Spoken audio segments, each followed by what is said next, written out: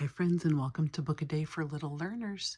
Today we're going to read Eric Carle's Pancakes, Pancakes. Friends, do you like to eat pancakes for breakfast? Is that something maybe you have on a special day, a Saturday morning?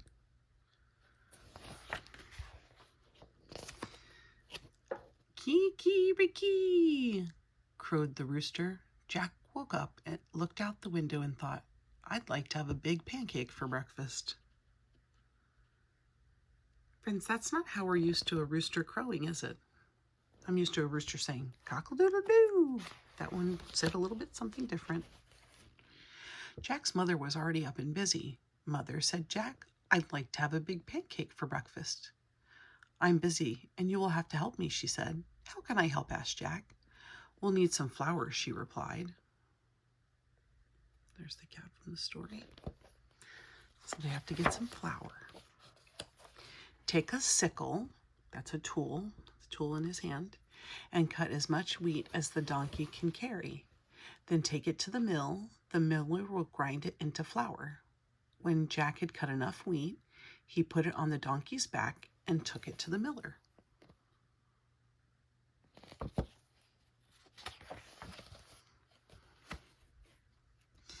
Can you grind this wheat for me? He asked. I need it for a big pancake. First we must separate the grain from the chaff, said the miller. He gave Jack a flail and spread the wheat onto the ground. The miller took another flail and began to beat the wheat with it. Jack helped with the threshing, and soon there was a big pile of straw and chaff and a small pile of grain.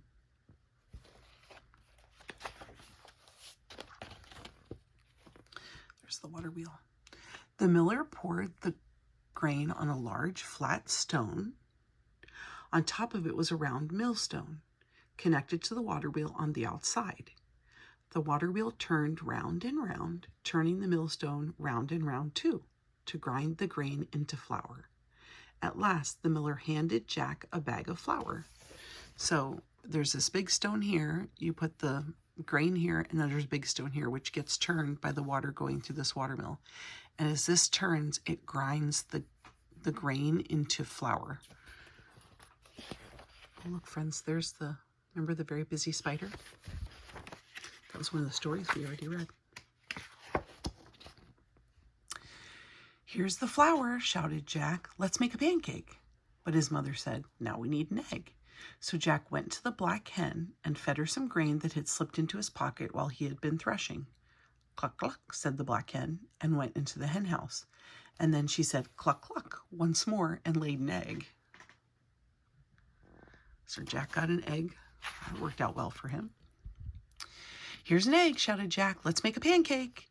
But his mother said, what does he need now, friends? What do you get from a cow? Now we need some milk. So Jack went to the spotted cow and began to milk her. Moo, moo, said the spotted cow as the milk squirted into the pail. Good thing they live on a farm, right, friends? That he has all these things he can get. Here's the milk, shouted Jack. Let's make a pancake. But his mother said, we need some butter.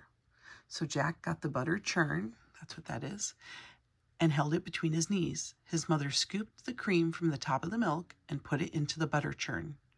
Jack pushed the churn handle up and down, and finally the cream turned into butter. Here's the butter, shouted Jack. Let's make a pancake. But his mother said, we need to build a fire. So Jack went to the woodshed and brought some firewood. Here's the firewood, shouted Jack. Let's make a pancake. But his mother said, wouldn't you like to have something sweet on your pancake? So Jack went down to the cool cellar and pulled a jar of strawberry jam from the shelves. So many of you probably have that at your house. You have a cellar or a basement, and that's where you sometimes keep extra food. There's all their extra food.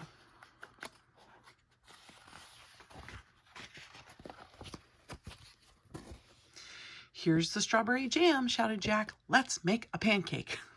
He's eager to make that pancake, isn't he? In the kitchen, Jack's mother had filled the table with the flour, the egg, the milk, the butter. There was also a mixing bowl, a cup, a wooden spoon, a ladle, that's the ladle, a frying pan, a plate, a knife, fork, and spoon, and a jar of strawberry jam. So those should be all the things that they'll need to make their pancake.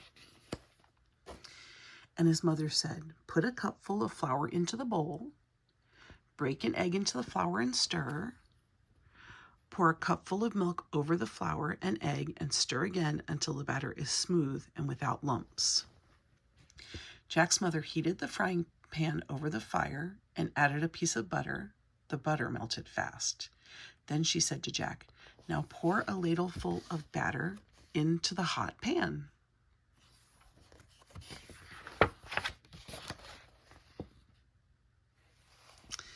After a minute or two, she looked at the underside of the pancake. It was golden brown. Now watch, she said. I'll turn the pancake over. Ready? Ready, shouted Jack. Flip, said his mother. Up and over went the pancake high into the air and landed right in the pan. In another minute or two, the pancake was crisp on the underside as well.